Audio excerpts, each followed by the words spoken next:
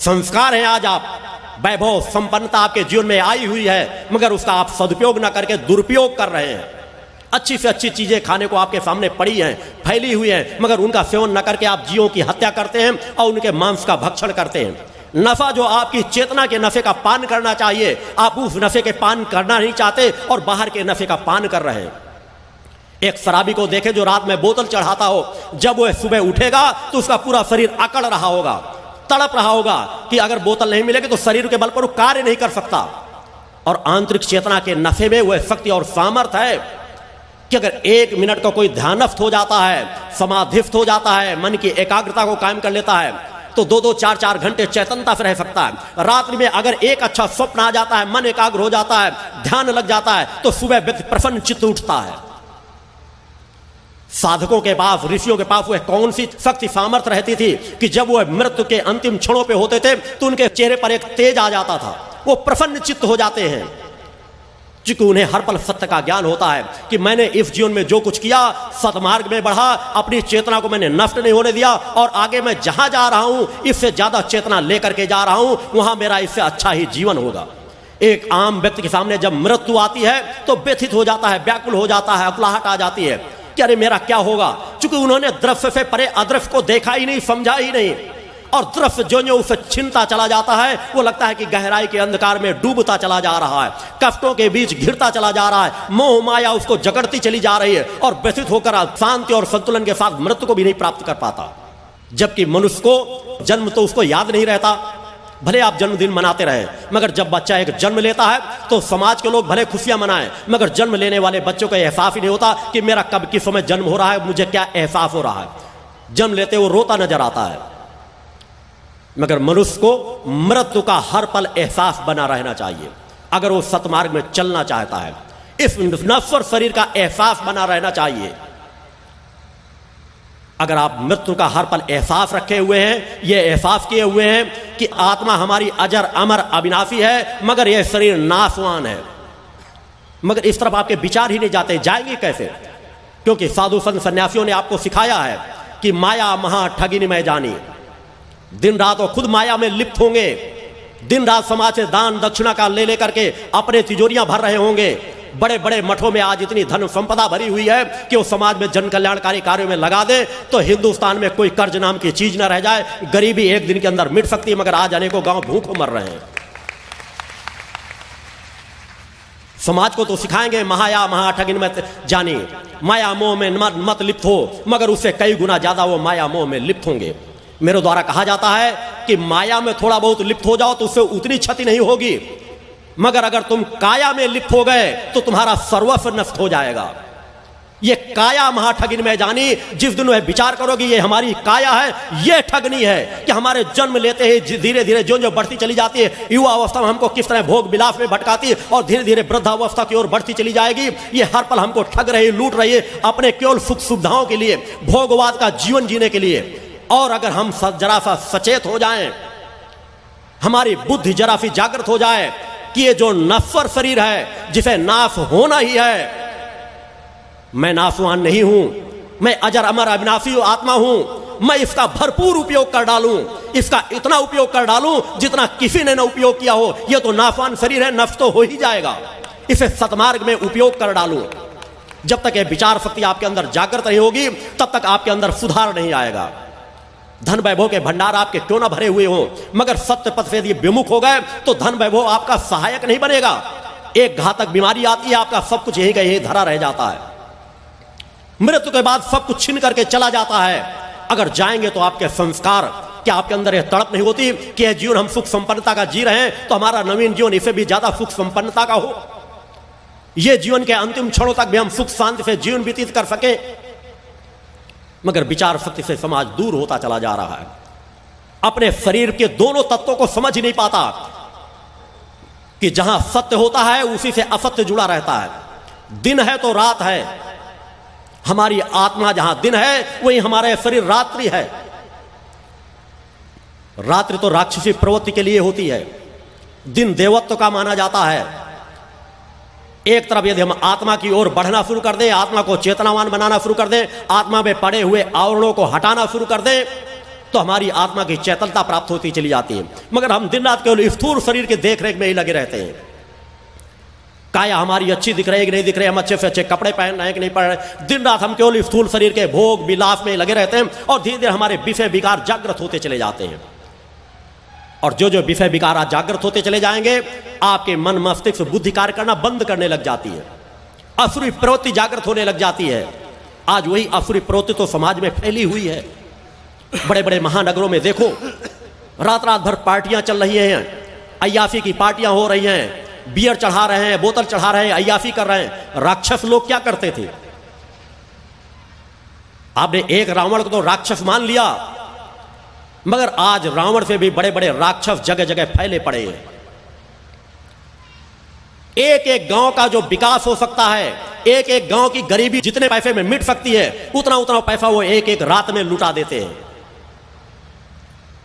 सुबह तान करके 11-12 बजे दिन तक पढ़ करके सोएंगे, उसके बाद उनका सुबह होता है और नहाकर तैयार होकर के शाम से फिर पार्टियों की तरफ बढ़ेंगे और पूरी रात 2 बजे 3 बजे 4 बजे रात तक उनकी पार्टियां चलती रहती है। शासन का कहीं थोड़ा बहुत शिकंजा कस जाए तो कहीं रुकावट आ जाती है। राक्षस लोग भी ये तो करते थे कि दिन में पढ़ करके सोते थे और रात में उनकी उसी प्रकार पार्टियां चलती थी, शराब पीते थे, अय्याफी करते थे, मांस का भक्षण करते थे। आज क्या उससे कम हो रहा है? और अगर ये इसी प्रकार चलता चला गया तो क्या हम जिस हिंदुस्तान की बात कह रहे हैं, जो धर्म की धुरी थी, जिस धर्म की धुरी की बात कर रहे हैं, जिस हिंदुस्तान की बात कर रहे हैं, बहुत बड़े बड़े गीत गाते हैं, देशभक्ति का दावा करते हैं, क्या हम सच्चे मायने में देशभक्ति का दावा करने के अधिकारी हैं? हमारा दायित्व तो दोनों तरफ होता है, आत्म कल्याण के लिए और जन कल्याण के लिए।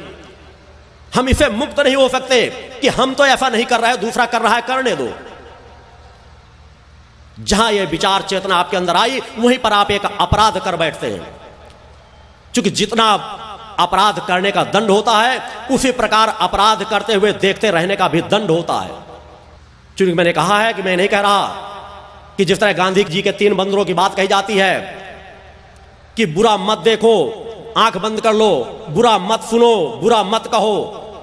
अगर यह विचारधारा पनपती रही तो समाज सतत पतन की ओर मार्ग में बढ़ता चला जाएगा। मैं कह रहा हूं, खुली आंखों से बुराई को देखो, बुराई को सुनो, और भगवान ने अगर मुंह और जिह्वा दी है तो बुराई के विरुद्ध आवाज उठाओ।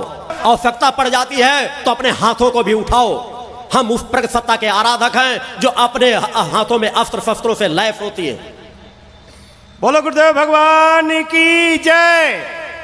कलिकाल में थोथी बातें कह देने मात्र से कि कान बंद कर लो, आंख बंद कर लो, इससे हित नहीं होगा। और अगर ऐसा कोई कह रहा है तो मैं कह रहा हूं, एक अपराधी को उसके घर में भेजिए और उसकी बहन बेटियों को कह दीजिए, इज्जत को तार तार करने दीजिए, और देखिए वह अपनी आंखों को बंद करके रखेगा, मुंह को बंद करके रखेगा, कान को बंद करके रखेगा या विरोध करेगा। उनकी कथनी करने में तत्काल अंतर नजर आ जाएगा। जो सत्य है, सत्य का जीवन सत्य के समान जियो। यह अच्छी बात है कि अपनी बुराइयों को भी खोजो, अपनी बुराइयों को तलाशो। मैं अपने शिष्यों से हमेशा कहता हूं, पहले अपने आप को सुधारो, तब तुम दूसरों को सुधारने की बात करो। मगर केवल ये कह दो कि नहीं, दूसरे की बुराई नहीं करना चाहिए, दूसरे की बुराई नहीं देखना चाहिए, यह केवल एक पक्ष होगा।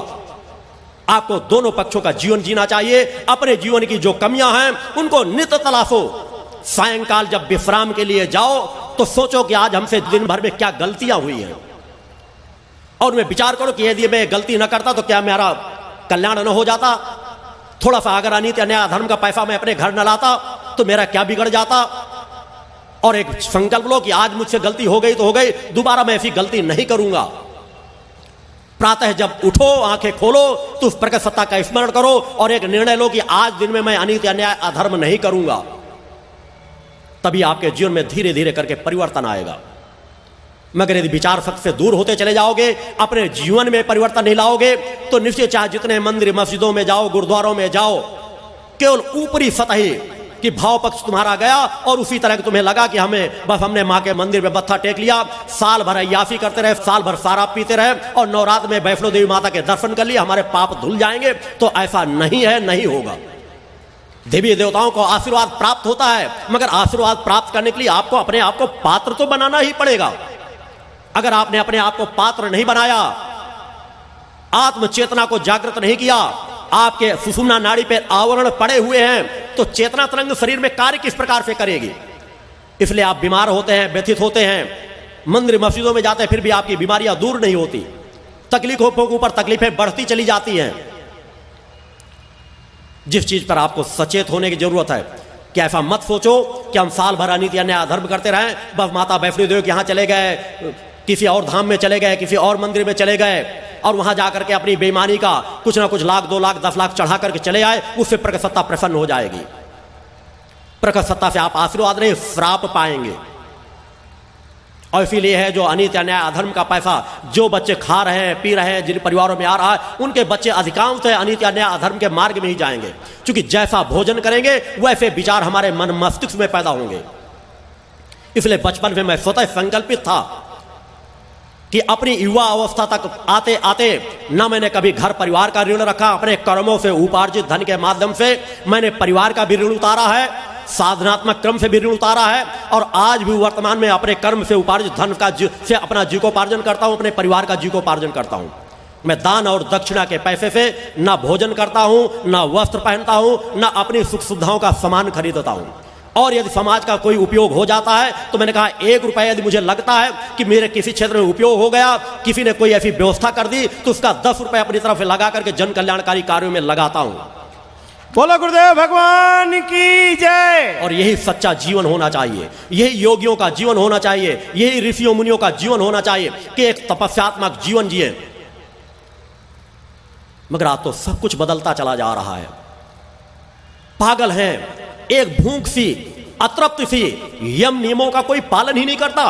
बड़े बड़े योग ऋषि, ब्रह्म ऋषि बने बैठे होंगे, वो कब यम और नियमों का पालन करते हैं? वो अगर मेरे सामने आए तो मैं उन्हें बताऊं कि तुम न्यूनता गलतियां कहां कर रहे हो। धन वैभव का अंबार खड़ा कर लेने से कोई योग ऋषि ब्रह्म ऋषि नहीं बन जाता। वैभव का अंबार खड़ा कर लेने से वह ब्रह्म ऋषि कहलाने का अधिकारी नहीं बन जाता। एक न्यू ऐसी परंपरा पड़ती चली जा रही है कि जिससे समाज का पतन निश्चित सुनिश्चित होगा। लोग योग करेंगे और भोग में डूब जाएंगे, क्योंकि जब उनको यम नियमों का पालन सिखाया ही नहीं जाएगा तो यम नियमों का पालन करेंगे नहीं तो योग से भोग की ओर बढ़ेंगे। क्योंकि दोनों चीजों के 2 मार्ग होते हैं। ऊर्जा आपकी जागृत हुई नहीं, अगर आपकी सतो गुणी प्रवृत्ति जागृत नहीं है, यम नियमों से आपने अपने शरीर को कसा नहीं है, तो ऊर्जा शक्ति आपको भोगवाद की ओर ले जाएगी। और यही आज हो रहा है, लोग एक तरफ योग सीखते हैं, दूसरी तरफ शराब चढ़ाते हैं, बोतल पीते हैं। मगर आज धर्म गुरुओं को, योग गुरुओं को ही कहावत है कि 900 चूहे खाकर बिल्ली हज को चली। पहले बेईमानी से पहला अपना वैभव इकट्ठा कर ले कि सबसे किसी को अगर उसको बाप बना लेंगे, भाई बना लेंगे, मां बना लेंगे, जिसने उनको 10 लाख दक्षिणा दे दी, 1 लाख दक्षिणा दे दी। सभी धर्म गुरुओं के साथ ही हो रहा है। अपना वैभव को भर लेंगे, फिर दूसरों को उदाहरण सिखाएंगे, दूसरों को संतुलन की भाषा सिखाएंगे। उनके जीवन चरित्र को देखो, जब उन्होंने बेईमानी कर करके लोगों को बेवकूफ बना करके लोगों से दान दक्षिणा में जा जाके हाथ जोड़ जोड़ करके पैसा इकट्ठा किया, तो वही तुम भी करो। उसमें क्या गलती कर रहे हो? अपने वैभव का सामान खरीदने के लिए, अपनी बड़ी बड़ी फैक्ट्रियां डालने के लिए वो विदेशों के सभी मशीनरी ला करके लगा देंगे और तुम्हें कहेंगे देश का सामान उपयोग करो। पहले तुम्हें शिक्षा देंगे कि क्रीम पाउडर मत लगाओ, तेल मत लगाओ, महिलाओं का श्रृंगार नहीं करना चाहिए, अपने अंदर का तेल निकालो, अपने अंदर का ओज निकालो। और मैं कह रहा हूं आज उन योगाचार्यों का ओज कहां चला गया, आज उनका तेल कहां चला गया, जो आज अपने चिकने चुपड़े बन करके लगा करके क्रीम पाउडर लगा करके वो मेकअप कर करके मंच पे बैठते हैं, जो एक्टर करते हैं, फिल्मी एक्टर करते हैं। अगर कोई कह रहा मैं ऐसा नहीं कर रहा हूं तो मेरे पास वीडियो क्लिपिंगें रखी हुई हैं ऐसे अनेकों धर्माचार्य योगाचार्यों की, मैं समाज के बीच लाकर रख सकता हूं। जो कल तक चुनौती देते थे, कल तक लोगों को अपने चेहरे का प्रकाश की बात करते थे, आज वो उन्हीं चीजों को लगा करके लीप पोत करके बैठते हैं। बड़े बड़े आयुर्वेदाचार्य अपने चेहरे के दागों को ठीक नहीं कर पाते और दूसरे चीज लोगों को आयुर्वेद की चीजों के ऊपर चीजें तैयार करके देंगे, ऐसा लगाओ और तुम ठीक हो जाओगे। जो कहो वही करो। कोई किसी को नाखून रगड़ा रहा है कि नाखून रगड़ लो तुम्हारे बाल काले हो जाएंगे। मैं कह रहा हूं दिन रात नाखून रगड़ते रहो, अगर किसी के बाल काले हो जाए तो मुझे बताया आकर के। 2-4 गलती से कहते तो 2-4 के तो 100 साल 10 साल बाद लोगों के दांत निकल आते हैं स्वाभाविक गति से। अनेकों वृद्धों के ऐसे समाज के बीच प्रमाण मिले होंगे। और मैं उन योगाचार्यों को कह रहा हूं कि अगर बचा सकते हो तो अपने सर के बाल बचा लो। क्यों आगे से गंजे होते चले जा रहे हो? क्यों बालों को तिरछा करके बांधते हो? तुम्हारे बाल क्यों सफेद होते चले जा रहे हैं? वो भी कलर और पेंट करा के बैठते हैं और समाज के सामने झूठ बोलेंगे। मुझे झूठ बोलने में आपत्ति नहीं है, मेरे सर के बाल काले, मेरी दाढ़ी के बाल काले, मगर मेरे भी यहां पर थोड़े से बाल सफेद थे और समाज लगाता, मैंने भी उसका उपयोग किया है। समाज में व्यवस्थाएं हैं। शिष्यों ने कहा कि गुरुजी जब पूरे बाल सफेद हो जाएं तब पूरे बाल सफेद कर लीजिए। मेरी ये दाढ़ी के बाल काले हैं, ये कोई रंगे पेंट किए हुए नहीं, मेरे सर के बाल काले हैं, ये कोई रंगे और पेंट किए हुए नहीं है, मगर मेरे भी यहाँ के थोड़े बहुत बाल सफेद हो गए थे, वो फोटोग्राफ्स रखे हुए हैं। क्यों झूठ बोलते हो? जो सत्य है सत्य का जीवन जियो। हम जैसा खाते हैं, जैसा पहनते हैं, यदि हम सदाचार का खुद पालन नहीं करेंगे, हम खुद मंच पर बैठ करके झूठ बोलेंगे, तो समाज में सत्य कैसे जागृत होगा? मगर आज वही चीज हो रहा है कि खुद दुनिया भर का शोषण कर लेंगे, मगर बात क्या होगी? बस 2 गज जमीन और 2 वस्त्रों से मैं जीवन जीता हूं। दुनिया भर का सुख वैभव होगा, दुनिया भर की पार्टियां अटेंड करेंगे, किसी नेताओं का जन्मदिन अटेंड करेंगे, सब जगह घूमेंगे, टहलेंगे, कहीं समुद्र की यात्राओं का सुख भोगेंगे। सुख कहते किसको है? खुद अपना स्वास्थ्य बनाते चले जाएंगे। उनके पहले की स्थिति को देखो कि धन वैभव आया, कम कम सीधे अनेकों योगाचार्य थे जो सीधे बैठना सीख गए। आज से 4 साल पहले की जब वो खुद योग करते थे तब उनको सीधे बैठने का ज्ञान नहीं आया। मेरे पास वो सैकड़ों क्लिपिंगें रखी, अगर मैं बात करता हूं तो अपनी चेतना शक्ति के बल पर और उन प्रमाणों के बल पर कि वो किस तरह टेढ़े होकर, जिस योगी को सीधे बैठने का ज्ञान ना हो, वह कैसा योगी, जिसकी मेरुदंड में क्षमता ना हो, जिसकी चेतना शक्ति जागृत ना हो, जिसने अपने सूक्ष्म और स्थूल शरीर का योग नहीं किया, वह कैसा योगी है? और अगर ऐसा कोई योगी है तो मेरी चुनौती को स्वीकार करे। मैंने कहा मैंने समाज में एक चुनौती रखी है केवल धर्म रक्षा के लिए।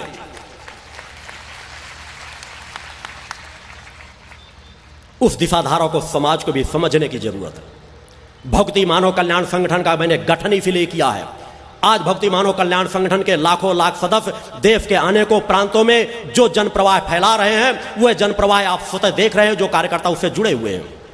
मैं कार्यकर्ताओं को जीवन में उन चीजों पे ढालता हूं कि मेरा रक्षा कवच डाले हुआ एक भी शिष्य कहीं पर भी नशा नहीं कर रहा होगा। और मेरे शिष्यों द्वारा बराबर कह रखता हूं कि अगर कोई व्यक्ति कभी भूल करके भी नशा करता नजर आ जाए तो उसका रक्षा कवच छीन लेना।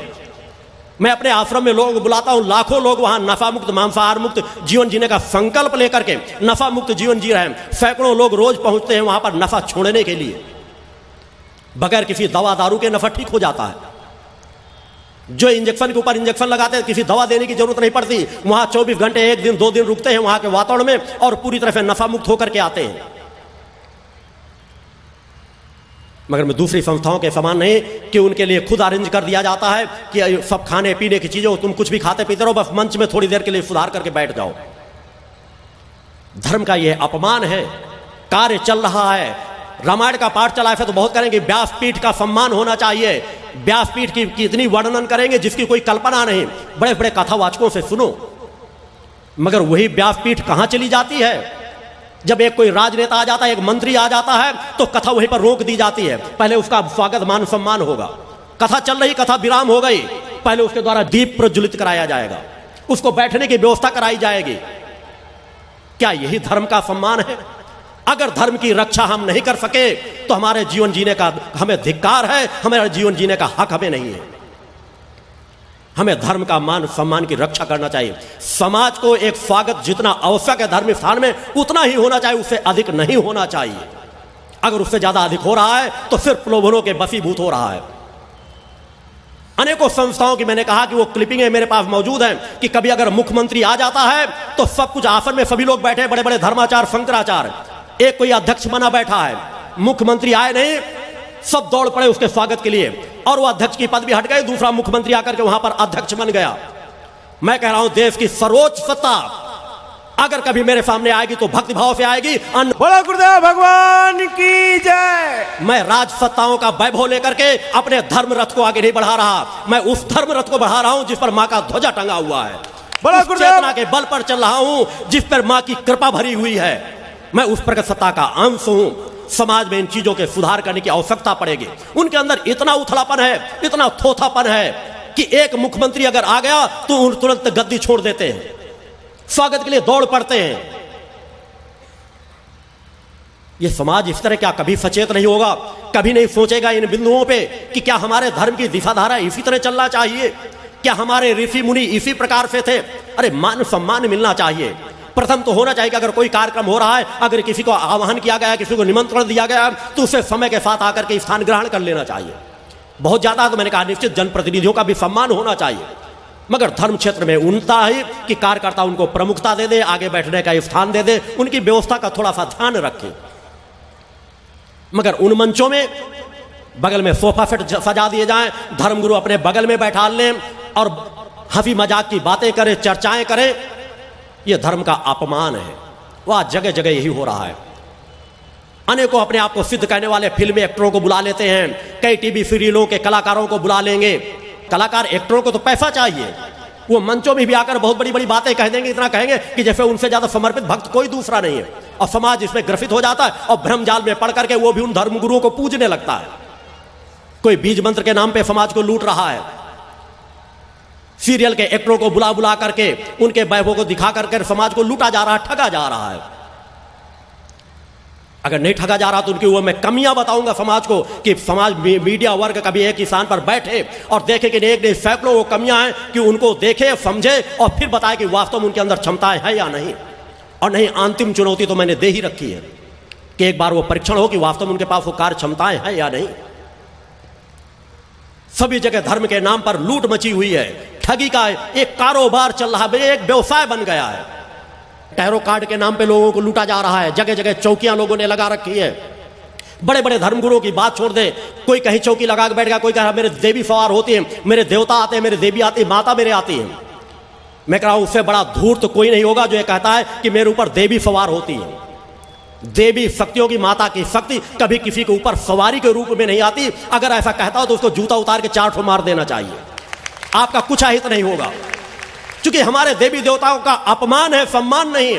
देवी देवता कभी किसी के शरीर पर सवार होकर के अभुआती नहीं है।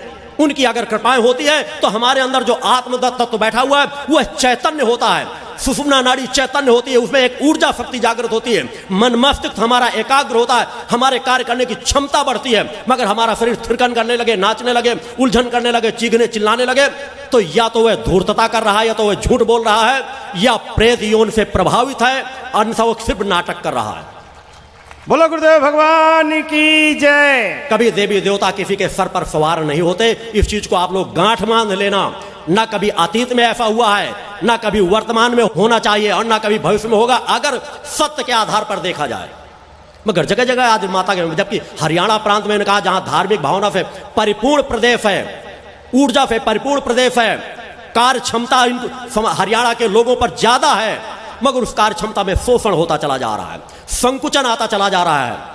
हरियाणा जहां विकास के पथ पर चलना चाहिए, मैं कह रहा हूं कि विकास के नहीं विनाश के पथ पर जा रहा है। लोग कर्ज में डूबते चले जा रहे हैं। इसके परिणाम कुछ नजर आने लगे, 2, 4, 5 साल बाद लोग आत्महत्याओं के ऊपर आत्महत्याएं करेंगे, क्योंकि चंद लोग पैसे के वैभव से अंबार भरते चले जा रहे हैं। आम समाज गरीब से गरीब होता चला जा रहा है, कर्ज में डूबता चला जा रहा है, एक दूसरे के वैभव के फलस्वरूप। कि उसने 10 लाख की गाड़ी खरीद ली है तो मेरे पास भी गाड़ी होना चाहिए, 5 एकड़ जमीन क्यों ना हो, मगर उसने ट्रैक्टर खरीद लिया तो मेरे पास भी ट्रैक्टर होना चाहिए। लोन इतना बांटा जा रहा है जिसकी कोई कल्पना नहीं। चाहे आप जितना लोन ले लो, लोग लोन अदा नहीं कर पाते, बाद में आत्महत्याएं करेंगे। हरियाणा के अधिकांश लोग कर्ज में डूबते चले जा रहे हैं, क्योंकि सब जगह हर प्रदेशों में, पूरे देश स्तर की मैं बात कर रहा हूं, एक प्रदेश की नहीं, जितना भ्रष्टाचार, अनीति, अन्याय वर्तमान में फैला है, क्या तुम इससे ज्यादा और देखना चाहते हो?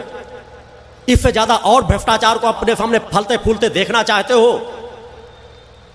एक तरफ समाज तड़प रहा है, भूखों मर रहा है, एक समय के लिए भोजन के लिए मोहताज है, बच्चों को शिक्षा नहीं दिला पा रहा है, लोग अपने बच्चों को कर्ज से कर करके पेट काट काट के पढ़ाते हैं, लिखाते हैं, और फिर जब इंटरव्यू के लिए भेजते हैं तो उनको लगता है कि हमारा लड़का MA की डिग्रियां हासिल कर लेगा तो कहीं ना कहीं नौकरी लग जाएगी जा करके। और जब वो नौकरी में के लिए जाता है तो उससे कहा जाता है कि अगर 10 लाख 20 लाख लाए हो तो तुम्हारी नौकरी लग जाएगी, किसी नेता मंत्री मिनिस्टर का सोर्स हो तो नौकरी लग जाएगी, और नहीं दरवाजे से बाहर कर दिया जाता है।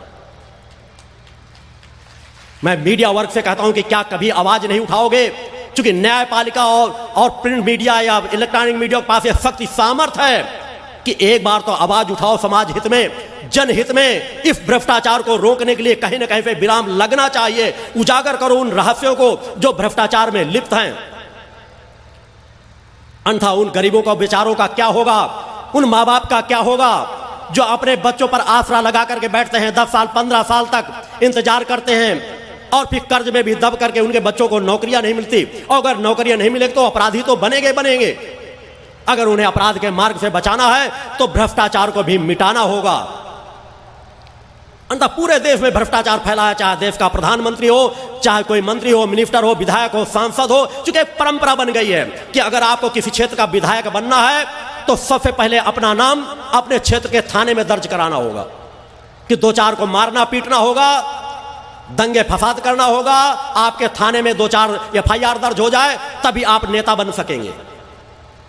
आपके पास पहले 10-20 लाख 25-50 लाख रुपए बेईमानी का इकट्ठा कर लो, तभी तुम विधायक का चुनाव लड़ सकोगे। मगर संघर्षशील बनो। धन बल से अगर चुनाव में कहा अपनी आवाज उठाओ, तुम 10 हो 10 आवाज उठाओ कि हम संकल्प लेते हैं, एक संकल्प लेकर के जाना यहां से कि हम किसी भी नशा करने वाले व्यक्ति को अपने वोट को नहीं देंगे, किसी मांस सेवन करने वाले व्यक्ति को वोट का सहयोग नहीं देंगे। संकल्प तो लो। किसी भ्रष्टाचारी को अपना वोट नहीं देंगे। जिस दिन तुम लोगों ने यह संकल्प ले लिया और इस संकल्प पर अगर अमल करने लग गए दृढ़ता से, तो समाज में अपने आप सुधार हो जाएगा। और मैं समाज के प्रशासनिक अधिकारियों से, राजनेताओं से, धर्म प्रमुखों से आह्वान करता हूं कि संस्कारों से अगर तुम विधायक, सांसद, मंत्री बने हो, धर्माचार्य बने हो, तो अपने धर्म का, कर्म का पालन करो। सौभाग्य से तुम्हारे संस्कारों से अगर तुम उन पदों तक पहुंचे हो तो तुम्हारा धर्म और कर्म क्या कर बनता है, इस कर्म के यदि पालन करो तो समाज में सुधार होना शुरू हो जाएगा। समाज तुम्हें देवता के समान पूजेगा। परिवर्तन डाला जा सकता है, मगर उस परिवर्तन के लिए दृढ़ निर्णयी बनना पड़ेगा। अंततः वही होगा कि तुम चंद रुपयों में, शराब की बोतलों में बिकते रहोगे और इसी तरह अनीति, अन्याय, अधर्म फैलता चला जाएगा। धर्म प्रमुख तुम्हें लूटते रहेंगे और जब उनके चेहरे से नकाब उतरेगी तो कोई आतंकवादी निकलेगा, कोई अपराधी निकलेगा, कोई लुटेरा निकलेगा। मैं कह रहा हूं जितना बड़ा अपराध धर्म क्षेत्र से आज समाज में फैल रहा है, उतना बड़ा अपराध और किसी क्षेत्र से नहीं फैल रहा।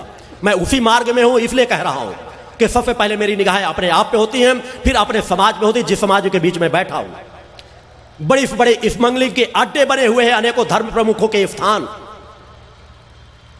एक से एक अपराधियों को वहां संरक्षण दिया जाता है, अय्याशी का सामान जुटाया जाता है। सब कुछ बड़े बड़े धर्म प्रमुखों के स्थानों पे हो रहा है। और इनको सुधार कौन सकता है? इनको सुधारने की शक्ति केवल समाज के पास है। अगर समाज सचेत हो जाए, सजग हो जाए और किसी तरफ भी एक कदम उठाने के पहले अगर 1000 बार सोचे, विचार करे, तो सब रास्ते निकलने लग जाएंगे। तुम्हें संकल्पित होना पड़ेगा कि खुद नशा मुक्त, मांसाहार मुक्त जीवन जियो। अपराध को मिटाने के लिए अपनी आवाज को उठाओ। तुम जहां हो, जैसे हो, बहुत कुछ कर सकते हो और यही कार्य मेरे द्वारा किया जा रहा है। निश्चित आपने सुना होगा कि राम ने बानरों की सेना लेकर के रावण को परास्त कर दिया। तो आज मेरे द्वारा वही कार्य किया जा रहा है कि जो समाज बिल्कुल निकृष्ट समाज मानता है, जो असमर्थ, असहाय नजर आते हैं, जिनको समाज मौका नहीं देता, उन्हें मेरे द्वारा भक्ति मानव कल्याण संगठन में दोनों हाथ फैला करके आह्वान किया जाता है कि आओ, मैं तुम्हें अपने हृदय में स्थान देता हूं। आओ, तुम असमर्थ मत समझो, तुम्हें मैं सामर्थ्यवान बना दूंगा, तुम्हारे अंदर इतनी क्षमता भर दूंगा, जो एक बड़ा बड़ा समाज सेवा कार्य नहीं कर रहा होगा, उतना कार्य तुम अकेले कर गुजरोगे।